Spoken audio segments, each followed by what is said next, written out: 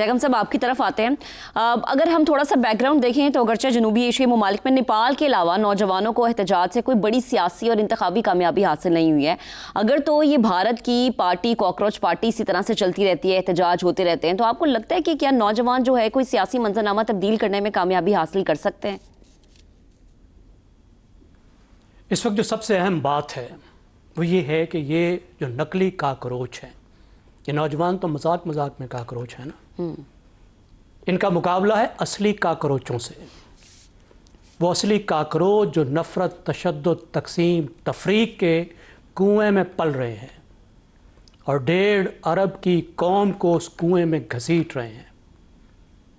और ये नौजवान जो असल मसाइल हैं उन पर आवाज़ उठा रहे हैं और ये कोशिश कर रहे हैं कि वो चूरन, वो तफरीक और तकसीम का, तो मजहबी नफ़रत अंगेज़ी का जो चूरन था, उसको खाने की बजाय कौम मसाइल को फेस करे।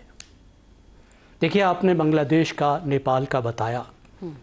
अब बांग्लादेश में बज़ाहिर नौजवान जो सड़कों पर आए थे वो कोटे की वजह से आए थे, लेकिन असल मसला ये था कि मुलाजमतें महदूद थीं और मुलाजमतें अशराफिया के करीब लोगों को मिल रही थी। अब नेपाल में जो झगड़ा था वो सोशल मीडिया का था, लेकिन असल मसला बदउनवानी का, करबा परवरी का, बेरोज़गारी का और सियासी ख़ानदानों की मराद का था। इसी तरह अगर हम भारत को देखें, इन मुजाहिरों को देखें, तो बज़ाहिर मसला जो था वो मेडिकल इम्तिहान के पेपर लीक होने का था, जिससे 20 लाख नौजवान मुतासर हुए जी। लेकिन असल बात यह है कि नौजवानों का जो मुस्तकबिल है उसको रियासत नज़रअंदाज कर रही है। नौजवानों का जो हक़ एहतजाज है वो छीना चाह रहा है। ये नौजवान निज़ाम से जवाबदेही चाहते हैं। इम्तिहान तो एक चिंगारी थी ना। आप ख़ुद वहाँ के इम्तिहानों को देख लीजिए कि इम्तिहान एक मुकम्मल इंडस्ट्री बन चुका है, जहाँ पे बेशुमार एक बड़ी कोचिंग फ़ीस होती है, कोचिंग अकेडमीज़ होते हैं। नौजवान गरीब ख़ानदानों के, मिडिल क्लास के साल हा साल मेहनत करते हैं ताकि उन इम्तहानों से गुज़र कर वो सरकारी अच्छी नौकरी ले सकें, वो ऐसे इदारों में जा सकें जिसके बाद उनकी ज़िंदगी बेहतर हो। IIT में जा सकें, वो मेडिकल कॉलेजेस में जा सकें, इंजीनियरिंग कॉलेजेस में जा सकें। लेकिन पेपर लीक हो जाते हैं, इम्तिहान कंप्रोमाइज्ड हो गए हैं। अब अमीर बच्चा जो है वो तो दोबारा इम्तिहान दे देगा अगर एक इम्तिहान कैंसिल हुआ है। ज़रा सोचिए किसी गरीब मुतवस्सित ख़ानदान को उसके कितने साल बर्बाद हो जाएंगे, वो दोबारा कैसे करेगा? शहरों में कितने दिन रहेगा गरीब का बच्चा, दोबारा अकेडमीज़ की फ़ीस कैसे देगा? और उससे भी बड़ी बात, वो जब ले भी लेता है, पूरे खित्ते का जो मसला है और भारत का भी मसला है कि जो तालीम और रोज़गार के दरमियान में एक जंजीर थी वही टूट गई है कि तालीम के बाद डिग्री है, डिग्री के बाद नौकरी है। आपने तालीम भी ले ली, डिग्री भी ले ली, नौकरी कोई नहीं है, जॉबलेसनेस है। एक ऐसी ग्रोथ है भारत में जो जॉबलेस ग्रोथ है। बाजार एक शानदार तरक्की है, 8% तक ग्रोथ है, लेकिन नौकरियां पैदा नहीं हो रही। तो ज़ैगम साहब, ये भारत के साथ साथ बहुत सारे ममालिक का तो ये इशू है ही। हम भी ये चीज़ फेस कर रहे होते हैं, लेकिन जो ये नौजवानों की तहरीक चली है, कॉकरोच जनता पार्टी, ये कामयाब हो पाएगी अगर तो इसको अपोजिशन का साथ नहीं हासिल होता, अगर तो किसानों का साथ हासिल नहीं होता? कि इतनी स्ट्रांग है ये अकेली कि ये सब ऐसे लोगों को बहा ले जाएगी जो कि हक तलफी करते नजर आते हैं? देखिए, हमें कामयाबी की एक तारीफ करनी होगी ना। पहले तो आप ये ज़हन में रखिए कि ये सिर्फ हुकूमत के ख़िलाफ़ उनका वोट नहीं है नौजवानों का, ये अपोजिशन के भी ख़िलाफ़ है, ये सियासत के भी ख़िलाफ़ है। ये नौजवानों का अपना प्लेटफॉर्म क्यों है? इन नौजवानों को अपोजिशन क्यों रिप्रेजेंट नहीं कर सकती थी? इस तरह के जुलूस मुजाहिरे जो अपोजिशन पार्टी हैं बड़ी बड़ी, कांग्रेस क्यों नहीं कर सकती थी? ये काकरोच पार्टी के इस अजीबो गरीब प्लेटफॉर्म पे नौजवान आके अपने जज्बात क्यों इजहार कर रहे हैं? इसलिए कि सियासत नाकाम हो रही है और पूरे खित्ते में सियासत की नाकामी की वजह से ऐसी तहरीकें उभर रही हैं।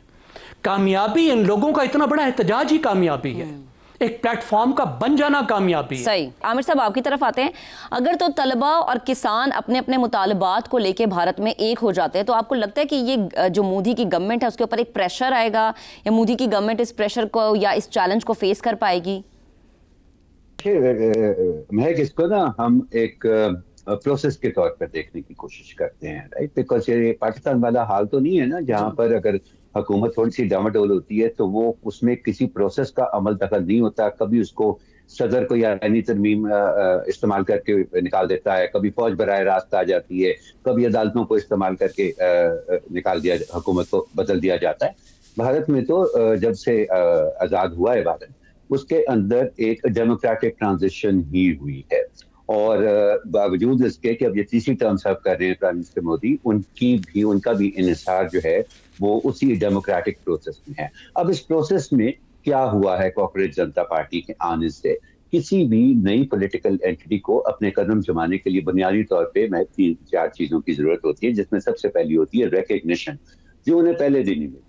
यहाँ तक कि जब उनको भारतीय हुकूमत ने इग्नोर भी करने की कोशिश की या उनके सोशल मीडिया अकाउंट्स के ऊपर पाबंदी भी लगाने की कोशिश की, उसके बावजूद वो चंद हफ्तों के अंदर अंदर उनकी फॉलोइंग जो थी वो बीजेपी जो रूलिंग पार्टी है इंडिया की, उससे भी बढ़ गई। तो रिकग्निशन तो ऑलरेडी उनको मिल चुकी है।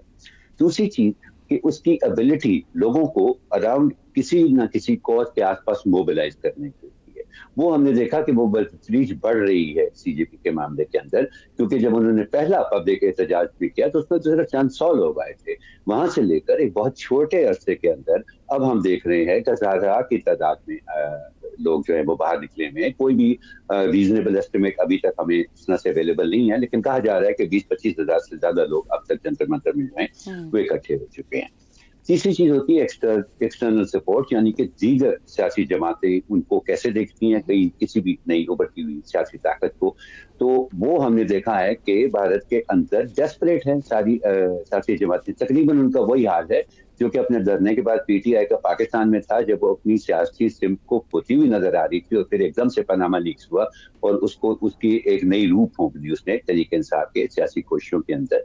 तो वहां भी ऑपोजिशन का काफी डेस्परेशन है और यही हाल है। तो वो तो कोई भी ऐसा मौका नहीं छोड़ेंगी जो उनको फिर से मुतहरिक होने में मदद दे मोदी सरकार के खिलाफ। और आखिरी चीज होती है ऑर्गेनाइजेशन, कि क्या वो सियासी कुव्वत अपने आप को इस तरह से ऑर्गेनाइज कर लेती है कि जो तहरीक वो शुरू करती है उसको बाकायदा किसी अंजाम तक, यहाँ बाकायदा के अपनी मंजिल के करीब जो है वो ले जाने के लिए वो इतनी ऑर्गेनाइज हो, उसके पास वो इंतजामी कुव्वत भी हो। तो ये जो प्रोसेस है, ये इसका स्टार्ट मुझे बहुत इंटरेस्टिंग लग रहा है महक। और जैसे मैंने पहले कहा ना, तो ये तो नहीं होगा कि ये हुकूमत को पलट देगी या ये इवन मिड टर्म इलेक्शंस भी फोर्स कर लेगी, बेशक इसके साथ आसपास की जमातें मिल भी जाएं, क्योंकि अभी तक वो जो हिंदुत्व की बुनियाद के ऊपर उन्होंने अपना कंट्रोल रखा हुआ है इंडिया के ऊपर, वो काफी मजबूत होता है, जो कि रिसेंट हमें बाई इलेक्शंस के अंदर जो चीज हमने देखी और रियासती इलेक्शन के अंदर भी देखी। लेकिन ये प्रोसेस बहुत इंटरेस्टिंग है एंड इसको देख के ये समझा जा सकता है कि अगर ये जो एक हिंदुत्व का उन्होंने एक जाल जिसके अंदर तमाम भारतीय आवाम को पकड़ रखा है, वो शायद उसके अंदर कोई चिंक पैदा हो। क्योंकि एक चीज जिसका आपने जिक्र किया था कि जी 65% आबादी उसकी 35 बरस से कम की है, उसके साथ साथ ये स्टेटिस्टिक भी बहुत अहम है कि उनके जो 25 साल से कम उम्र के ग्रेजुएट नौजवान हैं इंडिया के, उनमें से 40% जो है वो अनएम्प्लॉयड हैं। तो मसले तो बहुत रियल हैं। अब देखते हैं कि प्रोसेस जो है ये कितनी तेजी से अनफोल्ड। ठीक है आमिर साहब, आपका कमेंट आ गया।